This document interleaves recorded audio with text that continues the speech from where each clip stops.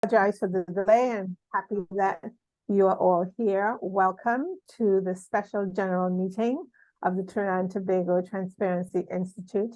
As Chair said, my name is Ttti, and I am pleased to welcome you to my first general meeting, a special general meeting for 2023. Next slide, please. Next slide, please.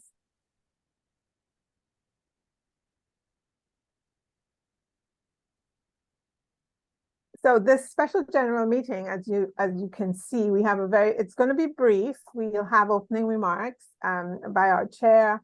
We have our featured speaker, Ms. Beverly Khan, who is the procurement regulator and chairman of the board of the Office of Procurement and Regulation. We will be unveiling the Public Procurement and Disposal of Public Property Act amended, and open the floor for any questions and answers. And of course, we will close our meeting with a vote of thanks by Ms. Donna Jack Hill, who is the vice chair of the Trinidad and Tobago Transparency Institute. So who are we? Trinidad and Tobago Transparency Institute is the local chapter of the Transparency International, which is a global civil society organization leading the fight against corruption. We are a non-profit non-governmental organization with no political affiliation or agenda.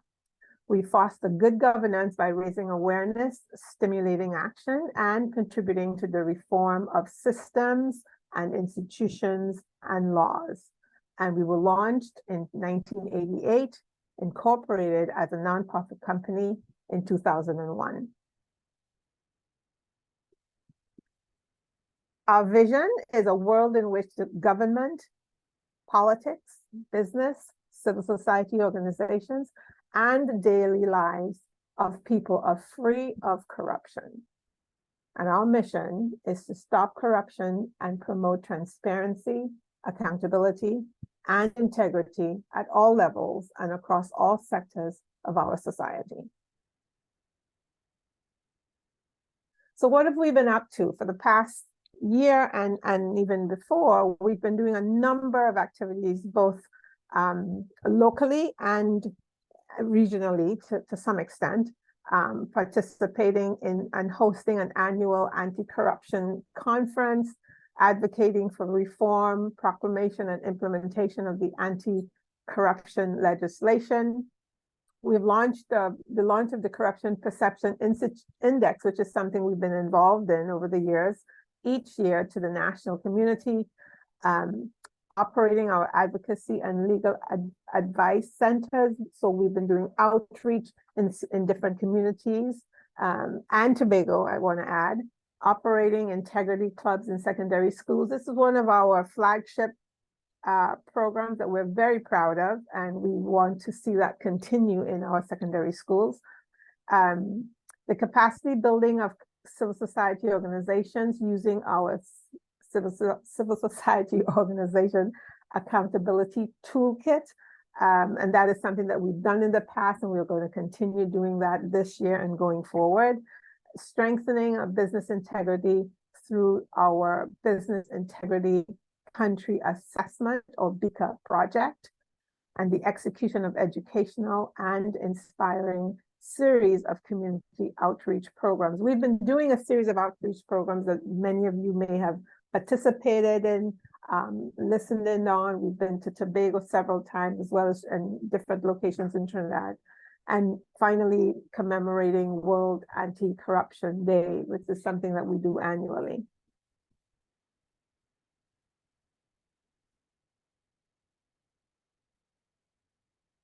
In order for us to do all of the work that we do, we of course work off of a strategic plan, and we have completed our strategic plan for 2023. However, we view it as a working document, and so that we are currently utilizing its this 2023 to 2026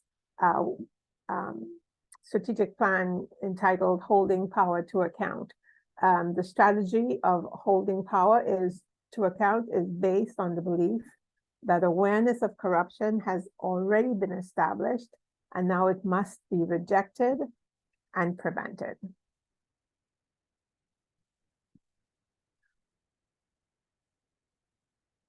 One of the things that we are very involved in this year is our donation drive. We are inviting all of our participants who have participated in outreach programs, in community activities that we've done, and the general public to donate and get involved with the Transparency Institute by visiting our website. Our website is www.transparency.org.tt. And when you're there, after you've taken a look at our website, we encourage you and invite you to make contributions to the Transparency Institute.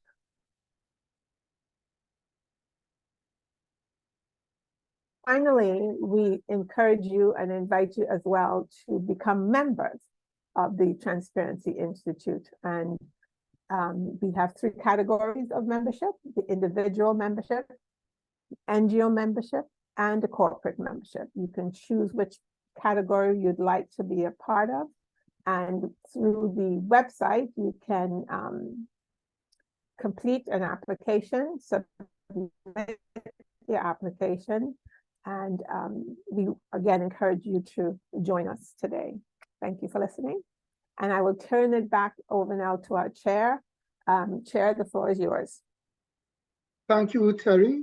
And let me welcome each and every one of you to our special general meeting here today.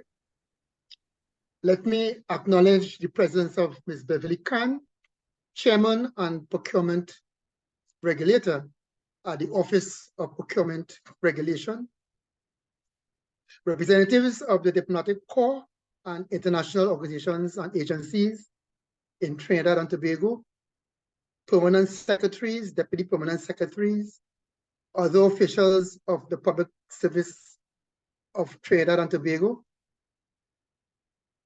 representatives of the business chambers and civil society organizations, Vice Chair of Trinidad and Tobago Transparency Institute, Donna Jack Hill, Secretary Terry Ince, former chairs, other members of the board of Trinidad and Tobago Transparency Institute, members of Trinidad and Tobago Transparency Institute, other specially invited guests, members of the media, ladies and gentlemen, welcome to our special general meeting, and thank you for taking the time to be virtually present.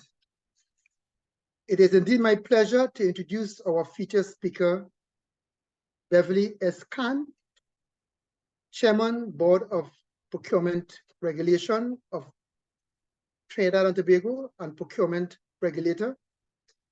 Ms. Khan has an MA in Applied Economics from Johns Hopkins University, a BSc in Economics from the University of the West Indies in Trinidad and Tobago, is a project management professional and a certified change manager. Ms. Khan has dedicated 32 years of her life to the public service of Trinidad and Tobago and has a proven record of accomplishment in various leadership positions, including Deputy Permanent Secretary and Permanent Secretary in the Public Service. Her other notable placements of national service encompass the roles of Counselor for Trinidad and Tobago in the Office of the Executive Director for the Caribbean Constituency at the Inter-American Development Bank in Washington, D.C., USA, Deputy National Coordinator for the 5th Summit of the Americas and Commonwealth Heads of Government meeting in 2009, and General Coordinator for the 8th Americas Competitiveness Forum in 2014. Ms. Khan has built a distinguished career and record of delivering high-quality work while successfully managing multidisciplinary teams in diverse environments and contexts ranging from being appointed by cabinet to sit on various committees, commissions, task forces, and councils. Ms. Khan also enjoys experiencing foreign cultures, as well as gardening and listening to music. Trinidad and Tobago Transparency Institute is pleased to collaborate with the Office of the Procurement Regulation and to have Ms. Khan as our featured speaker at this special general meeting this evening. Ladies and gentlemen, it is my honor to introduce Ms. Beverly Khan, who will speak on the topic unveiling the Public Procurement and Disposal of Public Property Act as amended. Welcome, Ms. Beverly Khan. Thank you so much, Mr. Reynold Cooper, Chairman of the Trinidad and Tobago Transparency Institute, Ms. Donna Jack Hill, Vice Chair, Ms. Terry Dalins, Secretary, representatives of the Diplomatic Corps and of international organizations and agencies here in Trinidad and Tobago, permanent secretaries, deputy permanent secretaries, and other public officials, representatives of the business chambers and civil society organizations, former chairs of the Institute, Mr. Reed and Mr. Hart, members of the board of directors of the Institute, members of the Institute, other specially invited guests, members of the media, ladies and gentlemen. Thank you for the invitation to speak at this special general meeting of the Institute on the theme Unveiling the Public Procurement and Disposal of Public Property Act 2015, its impact and implications. This theme is most appropriate at this time to prompt deliberate reflection, dialogue, and collective action on the part of all of us as stakeholders, given the momentous, much needed, and long anticipated action that was taken on April 26, 2023 to fully proclaim the Public Procurement and Disposal of Property Act, Disposal of Public Property Act 2015 as amended. The act and implications of this act, the impact and implications of this act, the 10 supporting regulations, as well as the general handbooks and guidelines created by the OPR, are as profound as they are extensive.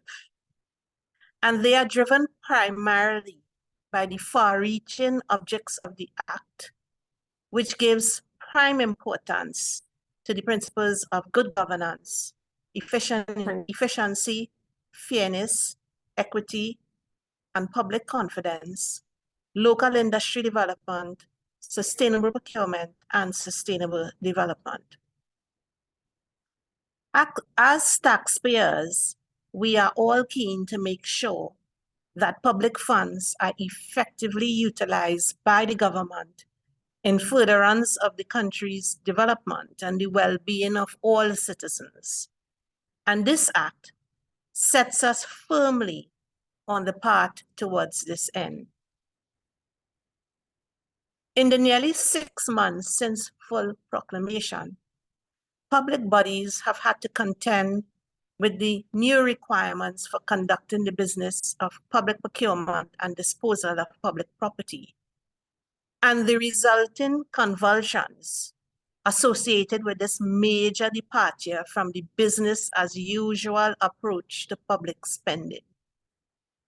Suppliers and contractors have also encountered their own annoyances associated in the main with the requirements for being registered and pre-qualified on the procurement depository to facilitate their participation in public procurement activities. However, this notwithstanding, I would urge all stakeholders to see the change as positive as laying the foundation for promoting greater efficiency, effectiveness, and transparency in public spending, and to be very deliberate and reasoned in embracing the new system. The way we perceive the change will shape the strategy we adopt. The current system is still in its early stages, but it is here to stay. And at the OPR, we accept that there are issues to be addressed and efficiencies still to be gained as we gather more experience in implementation. These teething problems are a normal part of the development process, especially when the change is so significant. However, the benefits to Trinidad and Tobago as the system progresses and matures, and the potential sustainability of such benefits far outweigh these early challenges. Successful experiences around the world demonstrate that stakeholder engagement and collective action by the public and private sectors, supported by effective regulatory oversight, can strengthen the efficiency and integrity of public spending. At the OPR, we are committed to building effective partnerships and forging this complementarity. Indeed, full proclamation of the Act represented an important milestone in Trinidad and Tobago's development and presents us with the best opportunity now to build a fundamentally new and different culture to drive public sector performance that is rooted in good governance principles.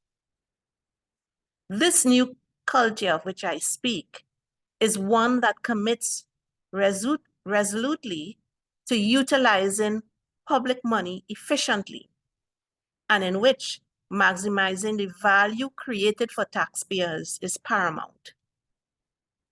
Accounting officers and procurement professionals across the public sector must champion the objects of the Act and rethink the value-added dimension of their procurement spend with a fundamentally different perspective.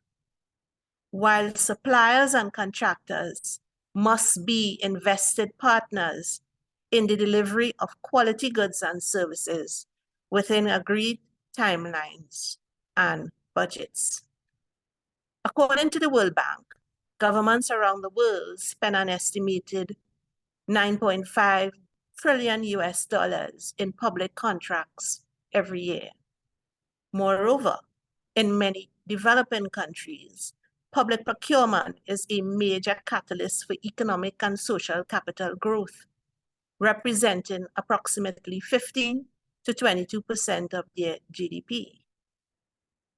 Here in Trinidad and Tobago, the OPR estimates, and I have to say it's very crude estimates, that in 2022, the value of public procurement contracts in the central government alone amounted to approximately $9 billion, which represented in 2022, 4% of GDP and 17% of government expenditure. But we know that this figure will be far higher when public contracts awarded by state enterprises and statutory bodies are taken into account. If indeed the total value were to be in the range of 15 to 22% of GDP, then we can easily have between $30 to $40 billion being expended in the system on an annual basis. But as I said, this is just a rough estimate.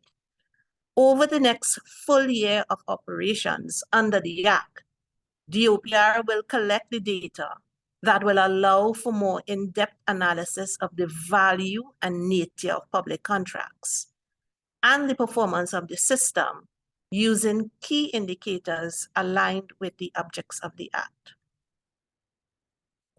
Any analysis of performance of the procurement system must be juxtaposed against performance on the International Corruption Perception Index. In 2022, Trinidad and Tobago recorded a score of 42 out of 100 and a global ranking of 77 among 180 countries. Based on the data used to compile the CPI, the Act has the potential to impact the CPI score in areas of improving access to information on public procurement, reducing bureaucracy, improving efficiency, offering redress, providing protection from victimization, and ultimately establishing strict penalties for breaches of the Act. The impact on public procurement practices has been significant. Full proclamation has had the immediate impact of repealing the Central Tenders Board Act of 1961, thereby moving away from a centralized to a decentralized procurement system, which emphasizes equity in opportunities and resources. This change has resulted in many challenges to public bodies, many of whom do not have the human resource capacity in terms of personnel with the requisite qualifications, experience, and competency to function optimally. Moreover, the Act now brings within the ambit of the regulatory framework all agencies using public funds. No longer is there a sole procuring body for government. Instead, each public body, through its procurement officer, is now required to conduct its procurement and disposal actions in accordance with the requirements of the Act. For those public bodies that previously did not fall under the ambit of the CTB Act, the urgent requirement is for them to bring their internal systems in alignment with the Act. Importantly as well, the Act and the regulations have engineered a fundamental shift whereby public procurement is now considered more as a strategic development tool and less of an administrative function as existed previously. But there are implications for wider governance reform as well. The World Bank emphasizes that public procurement reform, as envisaged in our Act, is an important tool for strengthening and supporting governance reform and better public service performance across the region, the Latin American and Caribbean region. It is one of the government's most effective tools for sustainable public sector reform, since it is at the core of translating public policy into tangible results for citizens, delivering essential services, and implementing efficiently projects and programs. In so doing, it links the public financial system directly with economic and social outcomes. But there are also implications in terms of corruption detection, and the transparency focus under the Act provides for this. The equitable and fair approach promulgated in the Act can only be realized in the espoused principle of transparency. The United Nations agrees that transparency supports trust in a procurement system and promotes integrity in that system by making it difficult to conceal irregularities and malpractices. Additionally, transparency allows equal access to information for all participants in the public procurement process, thus promoting fair competition and easier detection of corruption. This must be complemented by the development of an effective public reporting framework where public bodies provide access to information on all their procurement activities. The Act effectively mandates that relevant information on the public procurement process must be made available in the public domain, whilst protecting the legitimate need for confidentiality of proprietary information. The Act establishes mechanisms for disseminating pertinent details, such as the publication of planned procurement activities pursuant to Section 27 of the Act, and publicizing of notices of award of contracts or framework agreements pursuant to Section 36. Several countries have acknowledged that proactive disclosure of public documents play an important role in holding government officials to account, as well as incentivizing competition. In Chile, transparency is considered an important driver of economic growth post the Pinochet regime. In 2003, the government of Chile established an electronic public procurement system, Chile Compra, to increase the transparency of state spending. Transparency also brings with it significant benefits for SMEs. Disclosure measures introduced by the Act ensure that suppliers and contractors, including SMEs, are aware of possible procurement opportunities, thereby leveling the playing field for acquiring government business. Specifically for SMEs, a fair and transparent public procurement system is a proven way to build capacity and competitiveness. This in turn enhances the competitive bidding process, leading to greater efficiency and value creation in the public spend. Conversely, a lack of transparency in public procurement has been found to hamper those outcomes and stifle opportunities to maximize the benefits for SMEs, government, and broader civil society.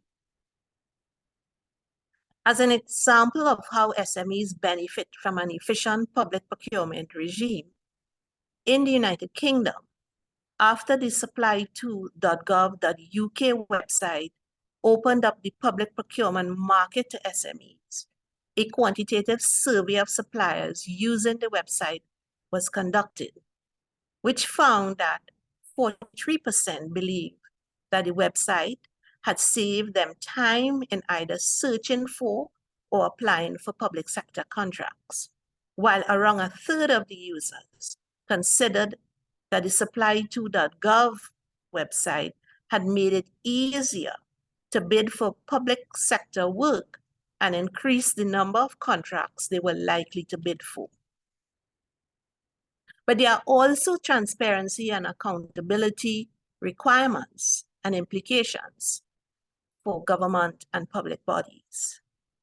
Through the more effective public procurement reporting frameworks mandated by the Act, public bodies will have the opportunity to identify areas of common spend and take advantage of opportunities for collaboration and aggregation, thus benefiting from economies of scale. Implementing these transparency measures ensures visibility of the flow of public funds from the beginning of the budgeting process through the public procurement cycle. To this end, public bodies must ensure the attainment of value for money in every transaction, where due consideration of the acquisition costs or purchase price of an item must be given, as well as other cost factors, such as operational and maintenance costs that contribute to the total cost of ownership of the item. Ensuring value for money in procurement is key to ensuring the optimum utilization of scarce budgetary resources. Measuring and comparing costs across the public sector will ensure that goods and services being offered in the public procurement arena are cost efficient, and where cost discrepancies exist, lead to improved decision-making and management, which can, of course, result in increased value received from public spend. Additionally, how public procurement is used to synergize the implementation of other policies affecting fair trade, the environment, climate, local development and sustainability, and human capital development must be integrated into a wider cross-sector procurement strategy. This presents real opportunities for increased coordination, strategic planning, and cross-sector procurement to eliminate silos in policy development and execution, leading to increased public procurement efficiency. However, this will require all stakeholders, inclusive of civil society bodies and non-governmental organizations, to contribute not only to the national discussion, but to commit to participate, champion, and support these initiatives over its long-term implementation, all in the national interest. Public body reporting frameworks of procurement activities are mandated by the Act and can be used as a vehicle for transparency and accountability by using metrics which over time measures the effectiveness and efficiency of government spend, especially in relation to driving economic growth, achieving complementary objectives like digitalization, diversification, a healthy population, and realizing global targets and development goals to which Trinidad and Tobago has committed, such as the SDGs. Another prime area to be impacted would be that of building integrity and public trust within the public service. This can be achieved in part through the professionalization of the procurement, inventory, and asset management functions and bringing it up to international standards. Accordingly, the Act mandates capacity building and the development of standards as a key component of public procurement reform. However, professionalization takes time, resources, innovation, and a willingness to transition to the new regime. It also requires conscious management to balance the growth of the profession while providing an uninterrupted, efficient, and effective service to the public. A well-managed and transparent procurement system can benefit the society as much as a poorly managed and corrupt system can harm it. It can make service delivery more efficient and equitable, and in so doing, it has the potential to transform the lives of citizens by improving the value obtained from utilizing scarce public resources. Further, the Act encourages mechanisms for establishing public confidence by setting penalties for breaches. We recognize the need for clear and visible enforcement of these rules and the application of penalties or convictions where appropriate. Moreover, our new system also allows for the application of procurement rules to be monitored and challenged and supports accountability for decisions taken. These mechanisms include the OPR's whistleblowing platform, entitled Speak Up, pursuant to Part 5 under Investigation and Enforcement of the Act, and this platform was recently launched. And we have already gotten instances of persons submitting information. OPR's challenge proceeding pursuant to Part 4 challenge proceedings of the Act. We have OPR's ineligibility procedure pursuant to Part 7, Section 58 of the Act, and OPR complaints procedure pursuant to Section 41 of the Act.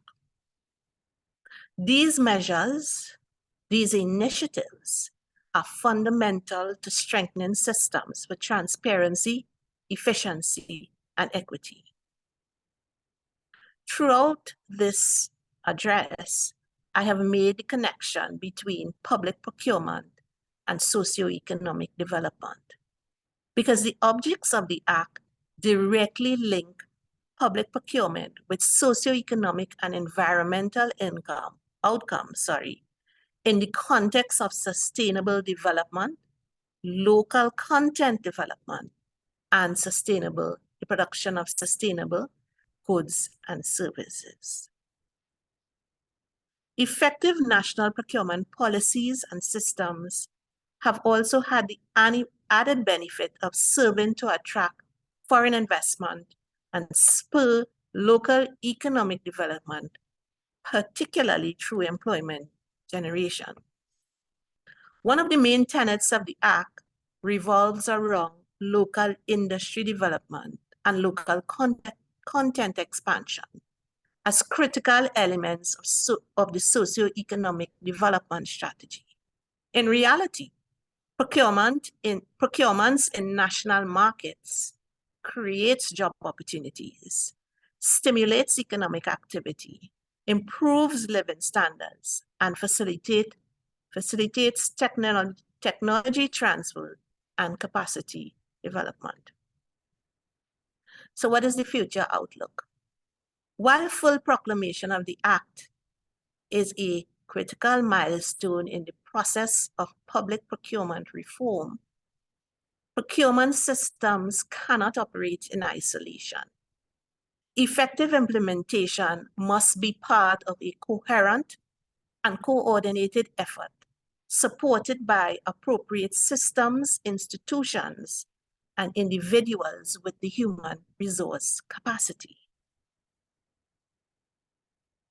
The OPR has a key role in providing strategic direction and structuring a cohesive approach to the operationalization of the Act.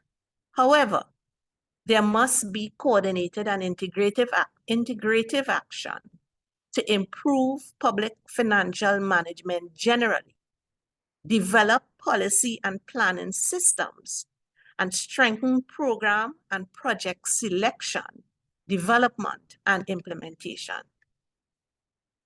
The current Act surely provides for a competitive, efficient, and transparent procurement system.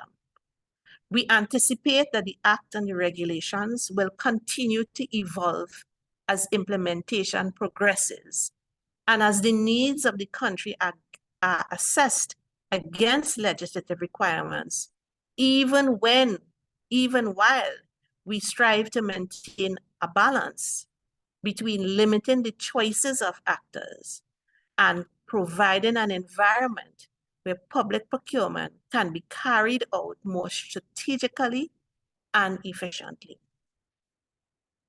Integration of technology in the procurement system is also part of the OPR's plan. There has been a tremendous amount of investment in electronic government procurement systems globally, and the benefits are undeniable. Platforms range from basic informational procurement portals, which are essentially procurement notice board, to transactional platforms.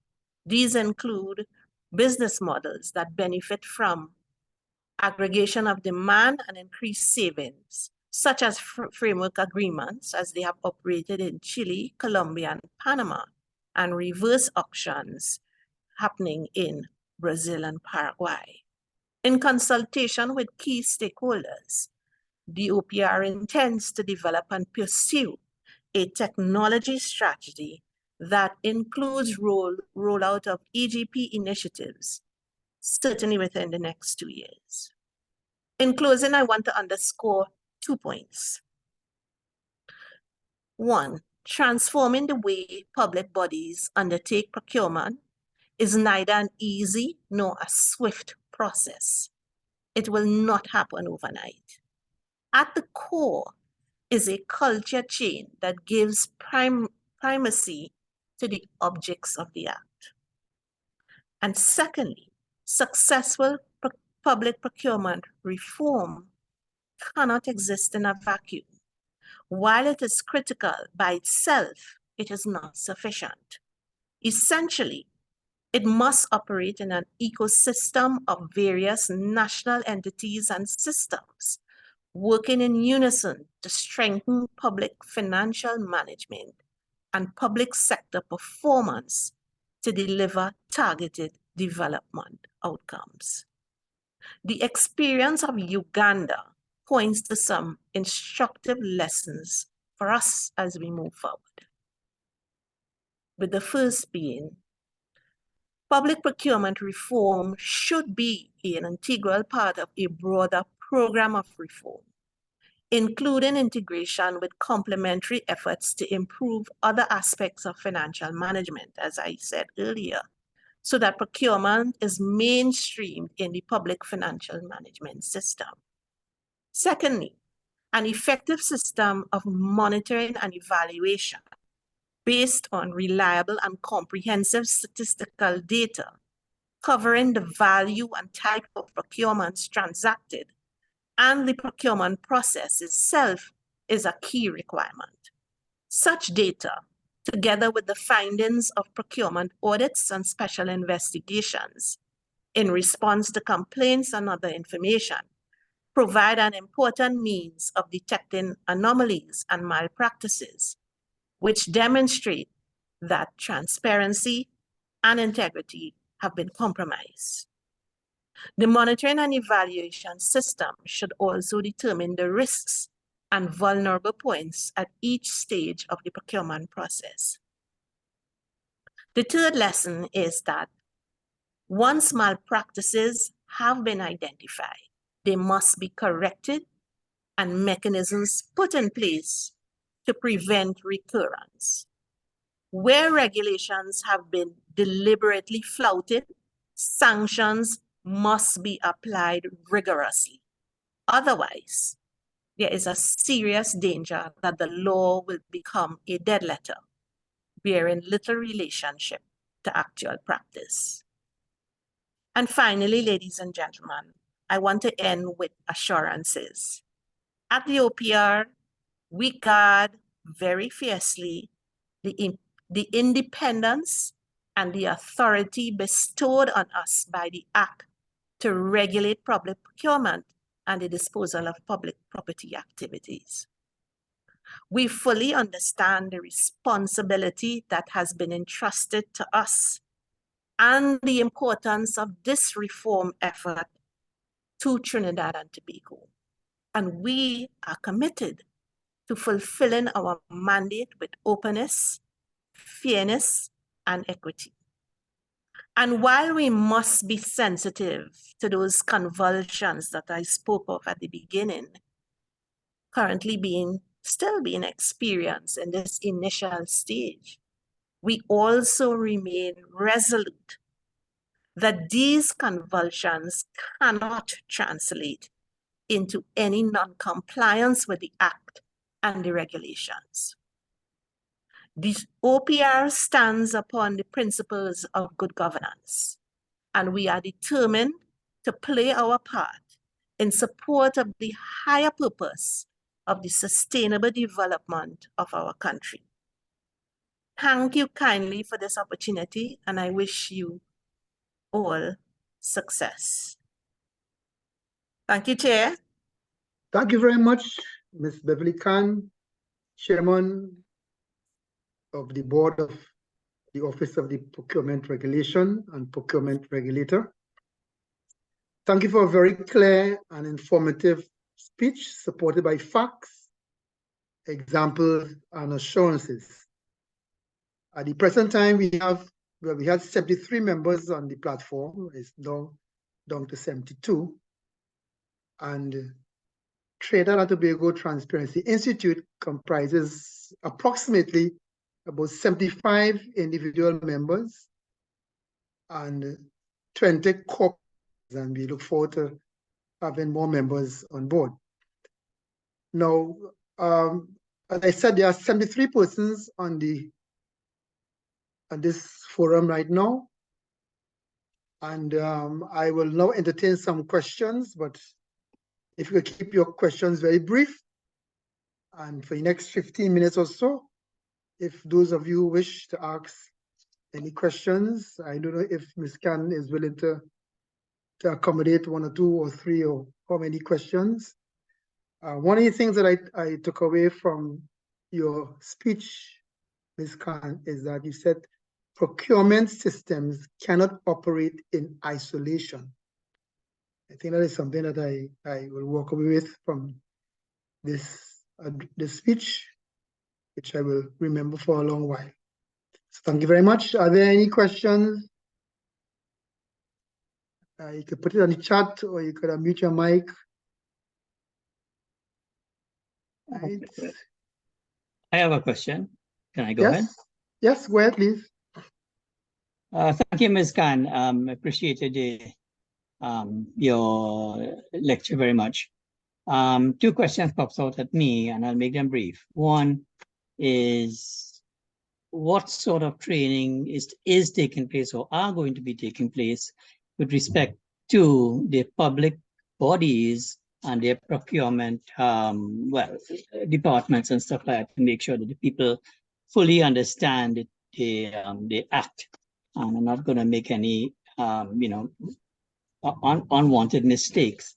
That's one. And the second one is I put, you spoke about technology with respect to the procurement process. The technology I'm interested in, to what extent do you think, if at all, that the act can or does get in the way of, say, the public bodies being at the, implementing groundbreaking technologies or unproven, well, I wouldn't use the word unproven, it might be not a new technology that is not implemented in our system, but proven elsewhere, and things like that. That's it, my 2 questions. Thank you very much, Ms. Khan. Okay, so in terms of the training issue, the OPR does have a learning management system in which public bodies can go in and go through the various activities.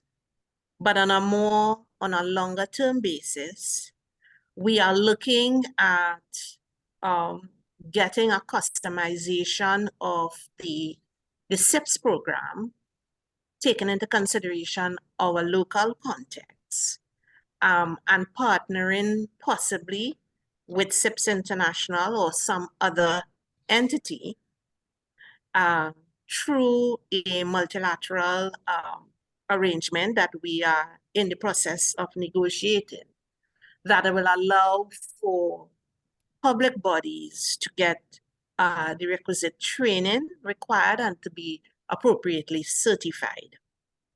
It would be a program that the OPR, in collaboration with the multilateral institution and public bodies, will be able to sponsor to ensure that that capacity is built, because that is a serious problem that is really limiting the system right now. In terms of technology, the Act does provide for technology to be applied. The OPR, as part of its mandate, is required to review the technology options out there, and of course to make recommendations as to how we might improve the entire system through the introduction of technology. The aim would be to have a standardized approach where all the procurement can indeed, on a transactional platform, allow for the procurement proceedings to be conducted. So the Act does provide for that. Okay, thank you very much. Sorry, just let me clarify that. Let me, if you don't mind, let me clarify. The technology I'm talking about, let me give you for instance.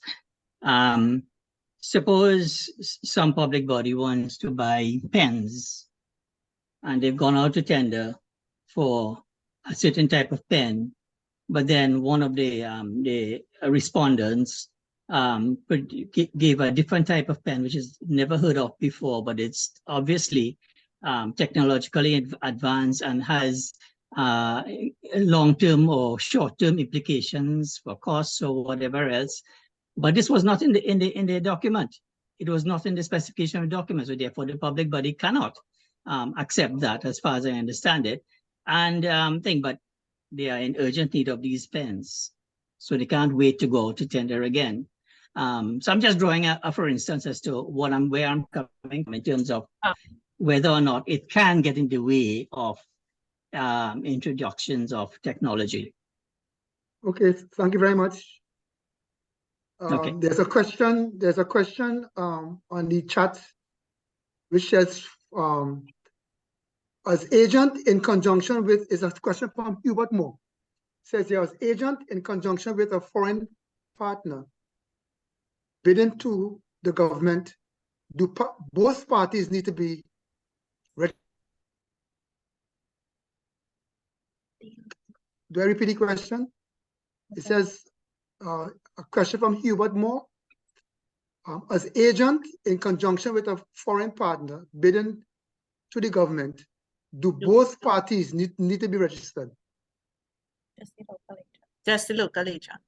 That's the local agent, right? Thank you. There's another question here, which says, is there a service at the OPR that assists small and medium enterprises to navigate the registration process?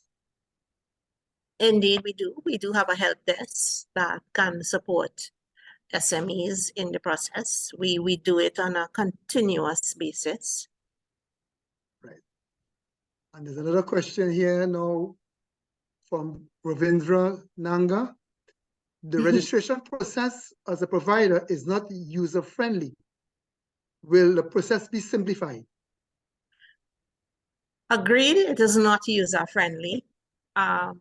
Will it be simplified? Yes.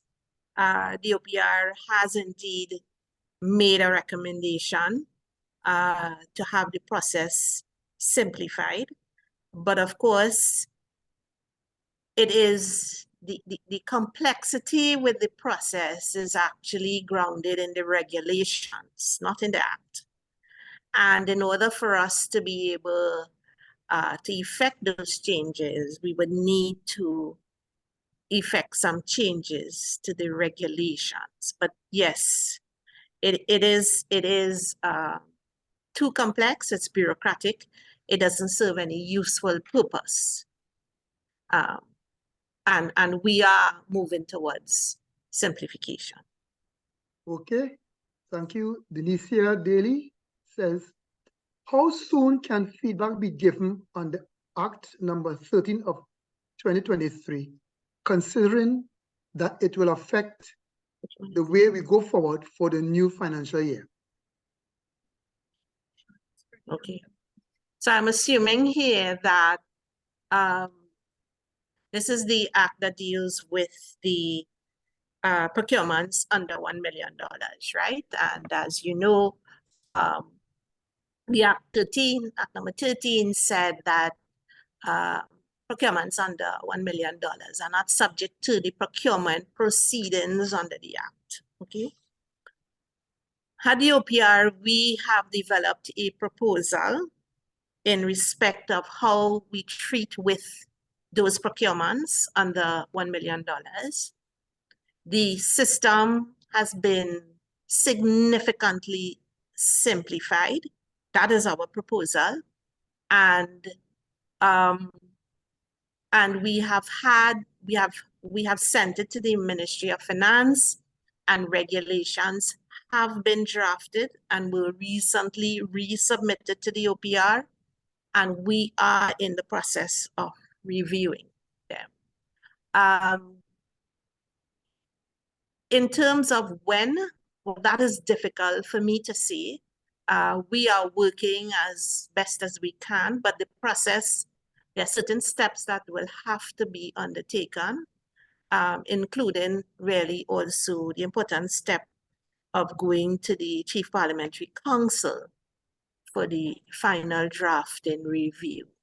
At this point in time, the advisory that we had sent out to public bodies, in which we had indicated that you should continue to conduct your procurement proceedings as you would have done before, that will still be accepted until such time as the simplified proceedings come into force.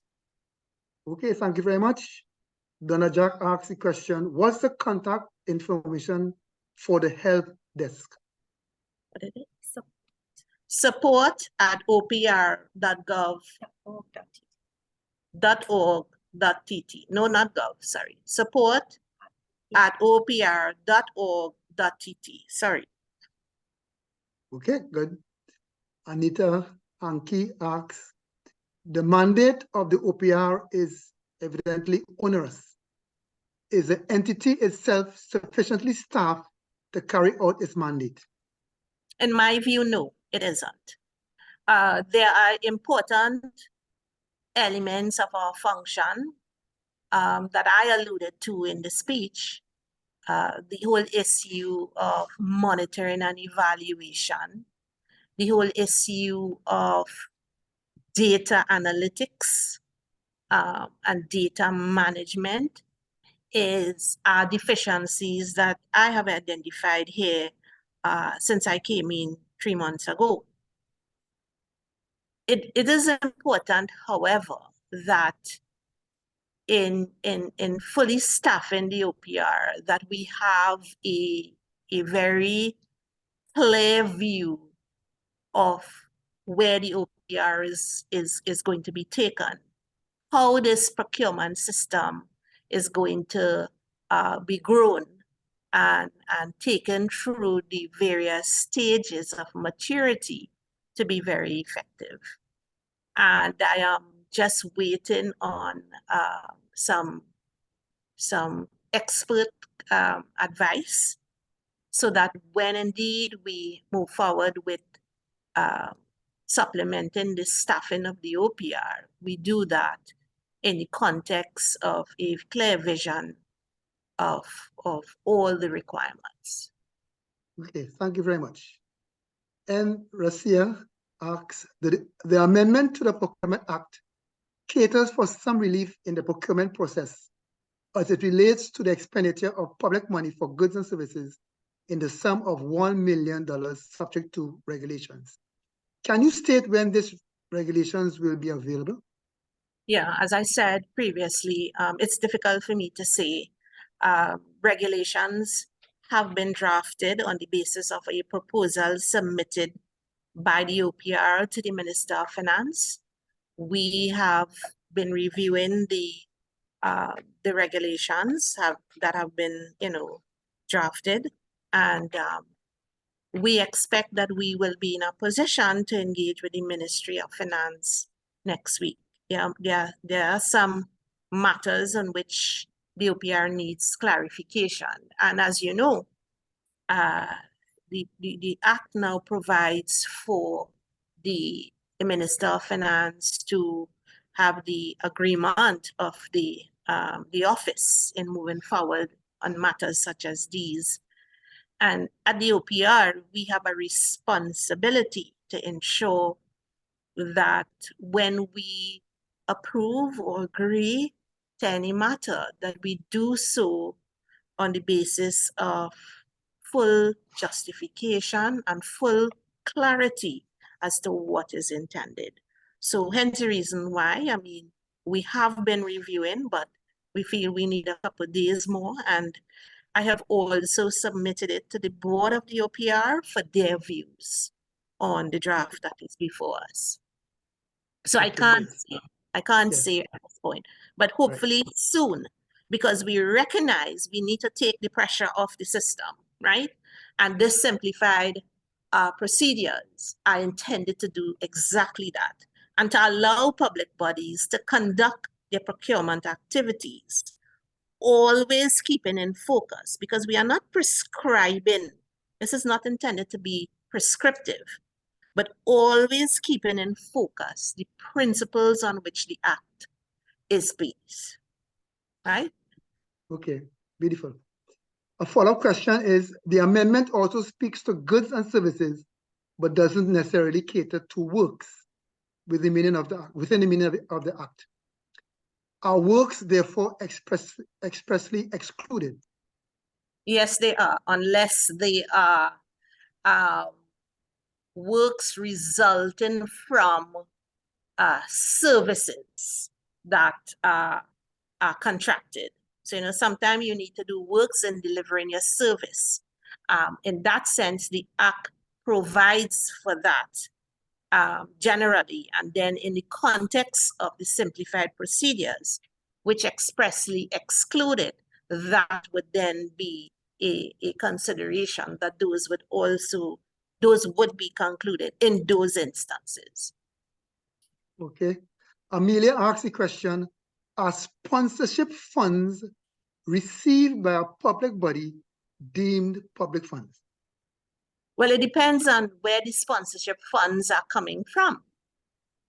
Are they coming from a public body or a source, a public source?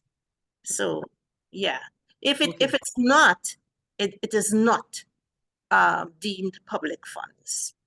Right. Okay, Anita doesn't ask a question, but she is heartened to note the whistleblowing platform that you will have. So she's giving you kudos for that. Thank you. Yusam Stephen says, public bodies seem not to fully understand what they are able to do under the Act, and there was a reluctance to procure and thus spend on goods and services, resulted in much of the last year's allocations being unspent. There's need for clarity at that level. So he's talking about clarity in terms of the, in some cases, public bodies don't understand what they're able to do under the Act. So I think training, as you said before, will probably train. Training is important. Yeah. And clearly public bodies need to review all the regulations and the Act. There are 10 regulations, which are one in particular that speaks specifically to what you can and what you cannot do in each special case. There are handbooks and guidelines to guide you. I know it's a lot of information to absorb, but we do need, if we need to understand what this is about, we do need to receive the information. I have to say at this point that public bodies do indeed have a lot of room to conduct their activities. The Act and the regulations are not as restrictive as it is made out to be. We urge public bodies on a process, right? The good procurement systems, you start with planning and you move right on down to contract management. Planning is important. That is where you do your market research and you describe your circumstances and what it is you are intending to procure. And there is the space in there. I don't want to use the word flexibility at all because, sometimes people interpret that as then you could be non-compliant and that would be okay. And I said in the speech, it is not okay, right? But there is a lot of flexibility there. And once you describe your circumstances and you follow the principles of the Act and you document that everything in your procurement file, which you must keep, then public bodies will find that they do indeed have that opportunity and that space to conduct their procurement activities. On a daily basis, I have to say, we meet with public bodies. There are a lot of public bodies that are asking for exemptions. We do not give exemptions. We do not have that authority. We have a lot of powers under the Act, but not the power to exempt. But secondly, and when we sit down with public bodies and they describe what it is they want to do, we point them to where in the act they can indeed do it. I have to say there are a few that do have legitimate issues, and the OPR is prepared to, once we can properly justify it with information, to take a recommendation forward. Because as a regulator, I mean, part of my performance metrics is to have a system in which the actors are actively engaged, right? So it is not in our interests where people, and of course in the interests of the development of the country, for that to be an issue. So we are prepared where those special circumstances warrant to take those recommendations forward.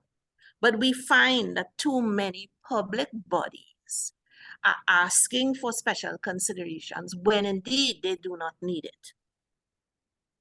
Okay. All right, the final question, Denicia Daly says, yes, I agree we have ample material. I enjoy reading all the content. There are a lot of resources provided. And she asks the question, how will the amendment affect the annual procurement plan, if at all, and reporting low value items? I'm not too sure. But the question is, how will the amendment affect the annual procurement plan, if at all, and reporting low value items?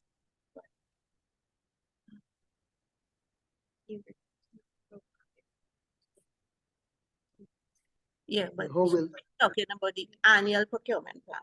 All right, so yes, it's difficult for me to give one answer to this, right? It depends, because there are a lot of procurements under $1 million that you would plan for and that should be included in your annual procurement plan. There are others, and there's a special term that we have introduced in our proposal to the Ministry of Finance called micro procurements, right? These are for really low value items that are not necessarily planned, right? Now remember, as you progress with your procurements, and as the fiscal year unfolds, you can amend your annual procurement plan once you have some degree of certainty in terms of what you're intending to do. But there are some low risk items, as we have labeled them, these micro procurements, where you wouldn't know. So you wouldn't necessarily know specifically each one. When it comes to reporting to the OPR, what we have recommended is that those micro procurements, you do not report them on an individual basis. You aggregate it. So, you're doing catering, but there's a limit, there's a threshold, right? That is going to be set for micro procurements. And you can then aggregate it. So if it's X amount, you can procure, if it's catering services, whether it's other kinds of procurements that come up as part of your operations, you can procure it and you can report it in the aggregate. However, it is extremely important that you keep your procurement file. Because if by chance a complaint is made or the OPR suspects, that something untoward is happening, we do have the authority to come in and investigate and review your files. That is important. okay, well, thank you very much. That was the last question. And I would want to thank you for answering all those questions. And I now pass you on to the Vice Chair, Donna Jack, for closing remarks. Donna? Well, good afternoon, ladies and gentlemen. I just want to say thank you to Ms. Beverly Khan, Procurement Regulator and Chairperson of the Board of the Procurement Regulator.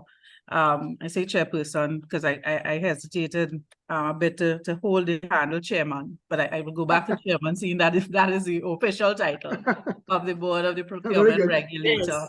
It is. I must say a very stimulating presentation this afternoon, and I think all our participants who peaked at 73 this afternoon would agree with me. The way we perceive the change will dictate the strategies we adopt, but Beautiful. the benefits outweigh the early challenges. And I think that's my takeaway from your presentation today, which was filled with a lot of information and tied a lot of the actions together to see how we as a society can benefit not only from the anti-corruption perspective and transparency, but the knock-on effects it can have, the socio-economic outcomes and benefits that we can glean with the successful implementation of the office. So I thank you so very much for taking your time this afternoon to present to us and for taking questions. I'd also like to thank our participants this afternoon who came from various sectors. I hope you, as I did, found the afternoon well spent. A thank you to our Board of Directors and our Secretariat, and a reminder to all who are still on that this is the 25th anniversary of the Trinidad and Tobago Transparency Institute. And we look forward to your continued support. As a past chair used to say, you know, there's lots of work in the vineyard, but the hands are few. So we look forward to continued participation of our members and added members to our fold to continue the work that we have to do. And to our hardworking secretariat, thank you for organizing this afternoon's meeting. And I wish everyone a wonderful evening. Thank you. Thank you, Donna, and thank you, everyone. Bye. And this brings our meeting to a close. Good. Very good.